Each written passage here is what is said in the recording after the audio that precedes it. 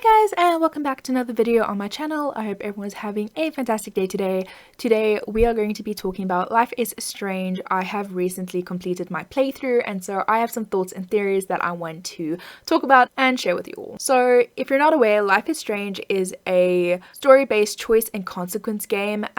You play as a character called Max who is able to rewind time. She basically saves her friend Chloe and they go on adventures together, they try and solve mysteries together. It is a really good game. I do want to say right now that because I'm going to be talking about my experiences with it, I am going to be talking about what happens during the game, even the ending of the game. So if you haven't played the game yet, or if you haven't seen any gameplay and you still want to, don't watch this video. They are going to be spoilers, and I highly recommend experiencing it for yourself before I just spoil it all in this video. So spoilers, you've been warned. So let's start off by talking about my general thoughts for the game, right? I think it is a great game. I loved playing every second of it. I really enjoyed it. Basically, after every episode I filmed, I would get on the phone with my boyfriend and basically discuss it because he had also played the game and we would talk about the different choices we would pick and different things we noticed. So it was a lot of fun in that aspect as well. Because it's a decision game, we could choose different things, and so we kind of compared with each other like what our first options were. I love the art style for this game as well. This game did come out in 2015, so it's been about 9 years, which is a long time. A lot has changed in 9 years. The standards for games have gone way higher because you're able to achieve more, but I think at the time this game was pretty revolutionary. I mean, considering now in 2024, I am enjoying this game so much. I think way back in the day, if I had played it in 2015, my mind would have been absolutely blown. And that is something you can really see with a lot of the reviews. This game has a lot of positive reviews and a strong fan base, and it is clear why. The only issue I kind of have is kind of a small issue. Every now and again, when there is dialogue playing, you don't always see a character's mouth move, or it doesn't really move so that the words fit that come out of it. It's a very small detail. I believe they probably fixed that in the remastered edition of the games. Now, I was not interested in getting the remastered edition because even though you get better graphics and they fixed small issues, it doesn't actually add to the game for what I've seen. So I wasn't going to spend a ton more money when I am actually okay with just the base version. So if that is something that would bother you, I would just recommend getting the remastered edition, and I'm pretty sure they fixed that. If not, then I'd be very surprised because that price is high. This game does a really good job with triggering emotions, I would say. It's probably part of the fact that it's a choice game, so your choice directly impacts somebody and it makes you feel empathy for them. During the last part of the game, when I made a huge decision, we had the ending scene, and I actually cried during that ending scene. I cried a few times during the series. I think when they found Rachel, I also cried a little bit, but especially during the ending scene, if you watch it, then every now and again you might see like a small little jump cut where it skips a few seconds, or like a bright light. That is literally me pausing the recording just to cry and just to like try and like pull myself together because I didn't want to cry on camera. So I would pause the recording, cry, like wipe away my tears, and just try and make it look like I didn't just sob for like the last 5 minutes. I keep needing to pause because I'm getting so emotional. The dog looks so happy, probably because he's in a cemetery and there's bones everywhere. But that game is really impactful. I felt huge amounts of emotions, which is crazy to think about, right? These are video game characters and they should not have that much power over me, but somehow it does. They get you invested in the story, and they also make you feel so attached to the characters. It's kind of like I want to protect them in a way. I want to do what's best for them. but there's so many different elements just coming about it that is actually quite difficult. So this is definitely a high point in the game. When it comes to characters, there are a lot of characters in Life is Strange. I'm not going to go through all of them, even though I do have a lot of opinions on most of the characters. I think the characters were also really well done. They were written to be more than just two-dimensional. A lot of them had deeper storylines, which is really nice because it didn't feel that shallow. It actually felt like you were living in the real world. For example, Dana, she's not just a cheerleader, she has a lot of things going on. She had a bad relationship, she then had a good relationship after she got over that heartbreak. She was happy dancing on the bed when she had her date with Trevor, but she was also like crying and sobbing after the event with Kate. So you really get to see a lot of different sides of Dana. Also the pregnancy storyline, which is really cool to discover. I didn't think they would have anything like that, but it's a small but not insignificant detail that I'm really glad they added into the game. Also, talking about characters, you can make them so different but work together so well. And I am talking about the main characters, Max and Chloe. They are different. They are definitely different, but they work really well together and they have such a true friendship that you just kind of have to root for. Something that I found very interesting while playing the game is that there is somewhat of an underlying jealousy, and I'm not necessarily saying that's coming from Max, but the fact that Chloe had a new friend Rachel and Chloe's so invested in that kind of made me feel a little bit jealous and made me feel like a third wheel a lot of the time. Even though we never actually saw Rachel, we never got to talk to her, you know, Chloe is still having her as her screensaver and is still keeping items that Rachel gave to her, you know, is talking about all these memories so fondly. You know, at the junkyard in that room, they have Chloe and Rachel's names written on the wall, and in some part it does make me feel like the third wheel, even though the storyline is that Max left and came back basically. It still makes me feel bad. It's like, okay, Chloe, I get it. I get that I left. I get that you got a new bestie, but I'm here now, so pay attention to me. That is also something I really liked. Chloe was more than just a punk hard type of character, right? She had so many layers and so many depths to her that I really loved. Even though I feel like a lot of people might not vibe with that type of person in real life, every single person that has played this game that I have spoken to said they loved Chloe. So they made Chloe very well. I was very impressed because I didn't think I would grow to love Chloe as much as I ended up loving her. So the last character that I want to talk about is Mark Jefferson. So Jefferson was a good villain, but I think while playing the game, initially there wasn't many hints that he was the villain. Everything was kind of pointing at Nathan, and although I did kind of get the sense that there has to be more, or perhaps Nathan wasn't the main villain, I did not suspect Jefferson at all until he shot Chloe and kidnapped us. It was quite a shock to me, and at first I was just left very confused, like, why is this teacher the villain all of a sudden? But after playing the game a bit more, I realized that it actually suits perfectly well because his personality lines up with being a psychopath. A psychopath can often be identified because they have lack of remorse and empathy towards other people, but they also have superficial charm and an outwards appearance of apparent normalcy. So all of that lines up with Jefferson. He seemed like just a normal arts teacher and everybody seemed to love him. His students loved him, other faculties loved him, his art was displayed everywhere, articles were written about him, he seemed super popular. So all of that stuff just really clicked in the end, where I was like, wow, this is really well done, because instead of making someone like Nathan, who is a villain but the obvious villain, you kind of have this guy sneaking from the back, and it just fit really well. So I'm impressed with the way they did Jefferson. He obviously has a lack of empathy because he's literally kidnapping and drugging girls and taking photos of them without their permission. It is super creepy. He is manipulating Nathan in order to get money so that he can build all of like these dark scary rooms, the dark room, kidnap room, whatever, recruit Nathan as a apprentice, and as soon as that didn't work out, he literally killed the guy.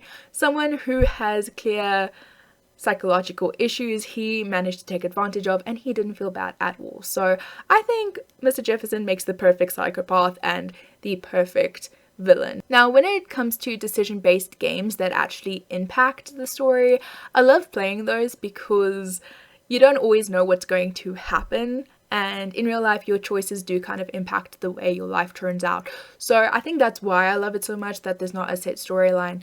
With that being said, there are always decisions you make that you kind of regret.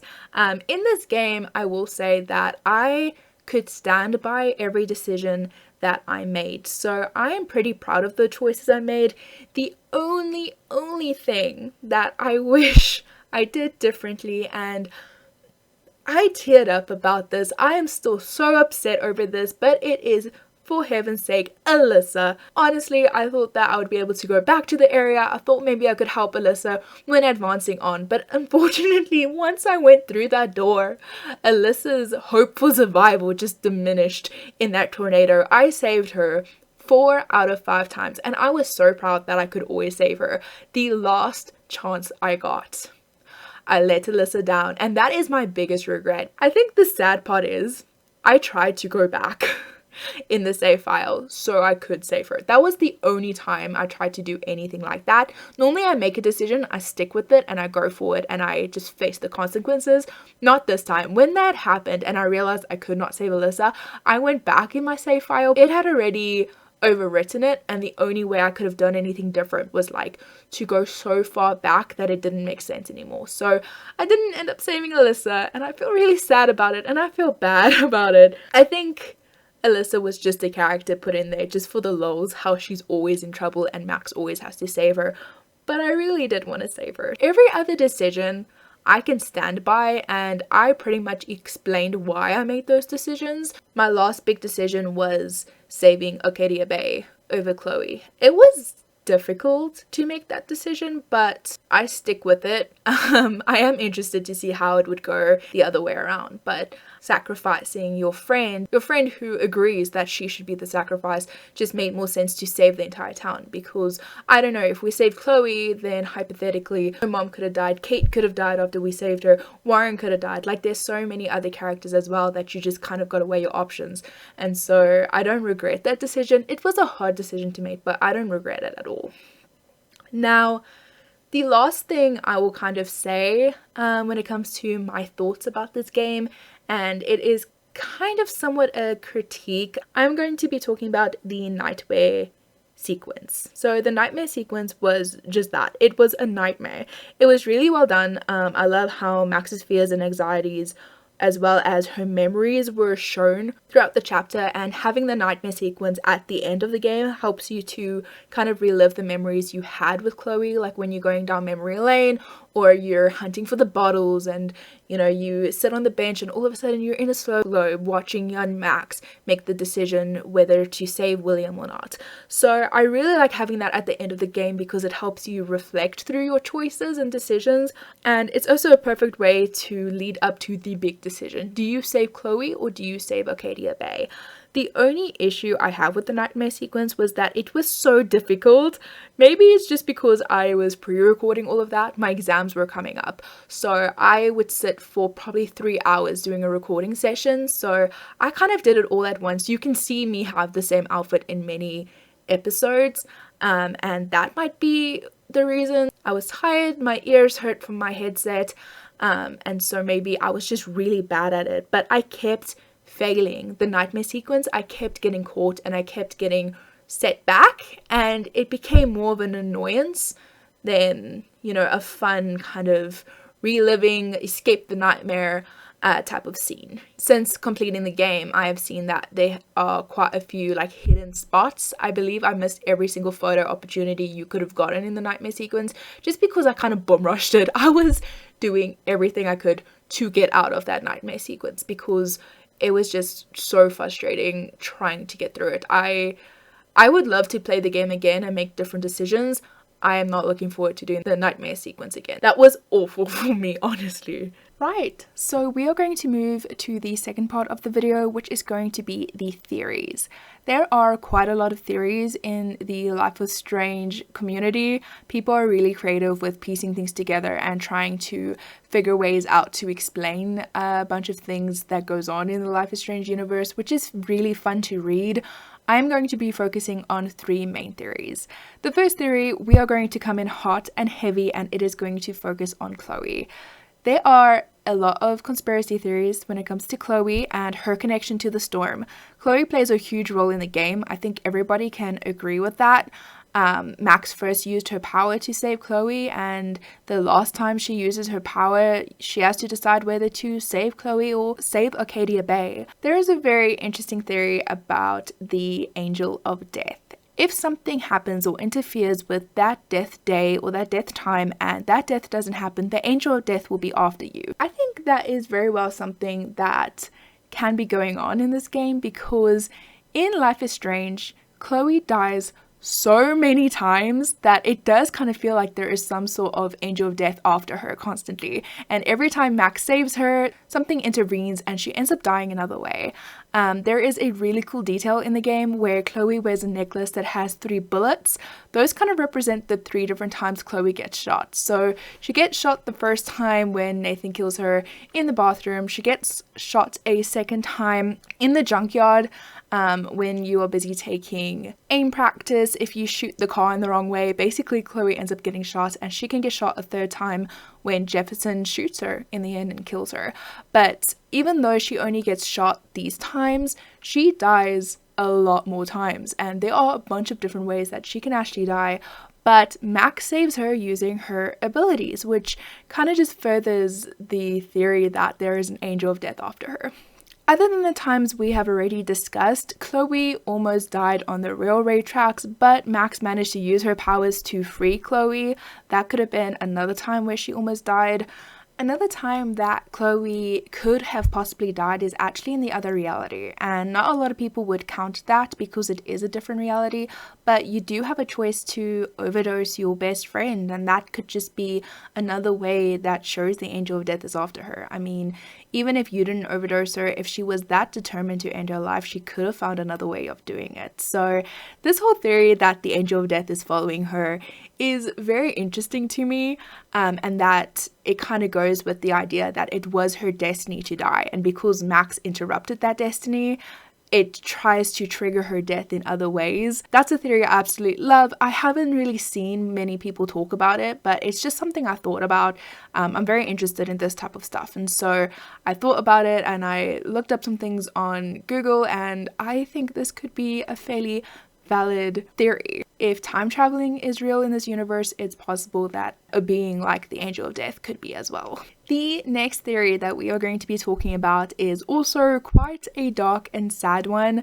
I saw this, I can't remember where I saw it. I think I saw it in a comment on a video, and it was so interesting and it really just took me down the rabbit hole. So I decided to put it in this video. I didn't discover this while I was playing my playthrough of Life is Strange, but apparently there's a bit of a spooky message that pops up. When you go to the train station with Chloe for the first time, you're able to go into this building where Chloe and Rachel wrote that they were there, and Max actually has an option to include her name in it so that the wall reads Chloe was here, Rachel was here, Max was here, turning the duo into a trio. Now, after they have already discovered Rachel's body, they get a message from Nathan's phone saying that they are going to destroy evidence, which makes them want to rush to the junkyard. It was a setup, we know that now, but the player can actually walk into that exact same building and what's written on the wall is completely different and creepy. So instead of it saying Rachel was here, it is now changed to Rachel is here, which is true. Rachel's body was buried in the junkyard. And now Chloe and Max's names are both circled with the words "You're all gonna die" written in big letters. At first, it makes you think Nathan obviously did this, right? He has a lot of links when it comes to graffiti. He graffitis Max's room, and it's a mature thing to do, which really suits his personality. But it's even more creepy when you realize Nathan is actually dead at this stage, and he probably could not have been the one who wrote it. But the theory goes that he did write it. The writing is done in red, and if you kind of look at the letters, some have more emphasis, some are a little bit lighter, and they're different lengths and stuff. Normally, if you use a pen or a Koki, all of the letters are the same size. The theory is that Nathan did write this. He wrote it as a warning instead of a threat, and he was trying to warn Max and Chloe that they are going to die if they don't leave, that Rachel is there. And the theory is that he wrote this in his own blood after Jefferson tried to kill him. Now, we don't know how Nathan died. It would make sense if Jefferson would overdose him, make it look like an overdose because he was very involved in drugs, but it is possible he just simply shot Nathan the same way he shot Chloe, and so perhaps this wasn't necessarily a threat, but a warning to kind of let them know Jefferson is on you. We already know the junkyard was a burial ground for Rachel. It's possible that both Nathan and Jefferson were there. That might be where Nathan's body is as well, and Jefferson thought he killed Nathan, but in actual fact, Nathan survived just a little bit longer for him to leave the message, and maybe Jefferson did not realize Nathan managed to leave that message on the wall. So that is a very dark theory. So interesting though. It makes sense to me, but I also understand that people might look at it a different way. I could be reading too much into it. Maybe it is just a threat, maybe it is just something creepy, but it would be a really interesting development if, in theory, this was written in blood. The last theory is also slightly darker, but it is very interesting. This is a theory that I see talked about all the time, so I wanted to give my 2 cents on it, and that has to do with Warren being a stalker. Now, from the beginning of the game, it is so obvious that Warren has a crush on Max, and even if she does have feelings, you don't necessarily have an opportunity to show it until the very end when they're possibly about to die. You have an option to hug, kiss him, or just kind of ignore him. I kissed him because I thought it was the best romance storyline that there possibly could be, but there is a theory that Warren's love for Max goes a bit deeper and into a bit more of a creepy territory. Now, when Max wakes up in a dorm room, you are supposed to get the shower supplies to go and shower, also check on Kate, and that's how you know how bad things are with Kate.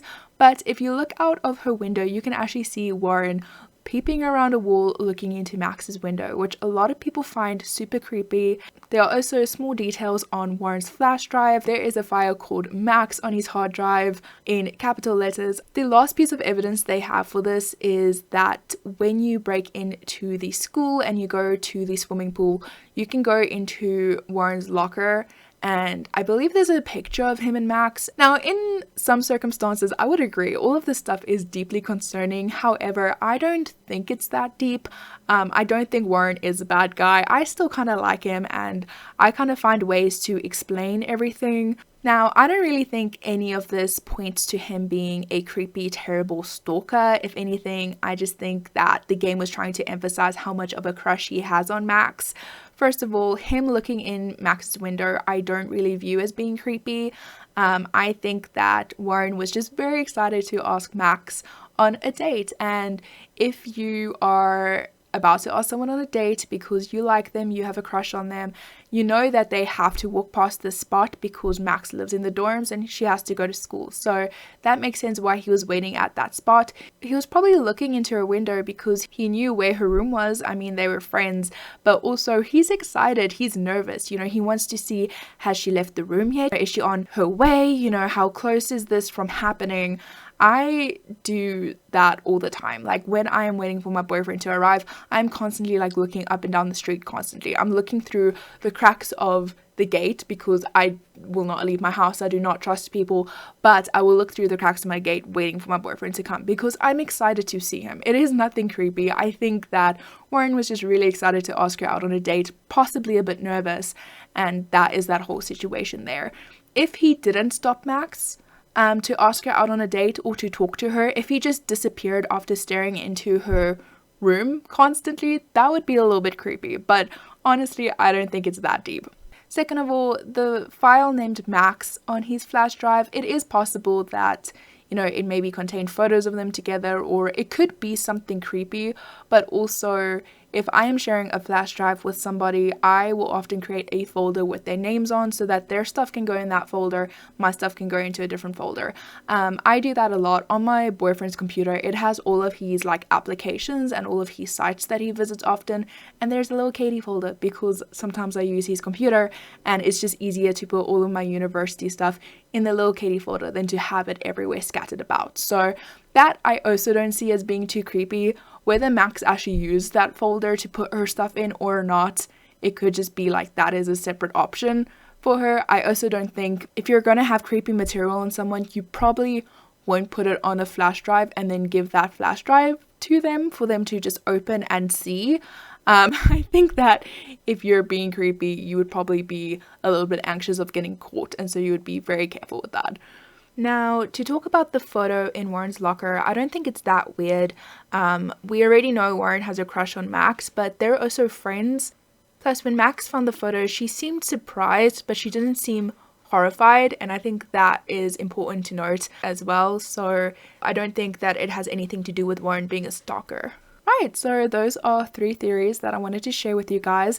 Like I said, there are a lot of theories out there, so if you want to do your own research, go for it. It is a lot of fun to read some of these. A lot of it makes sense, some of it can be disproven, but it's just interesting to do overall.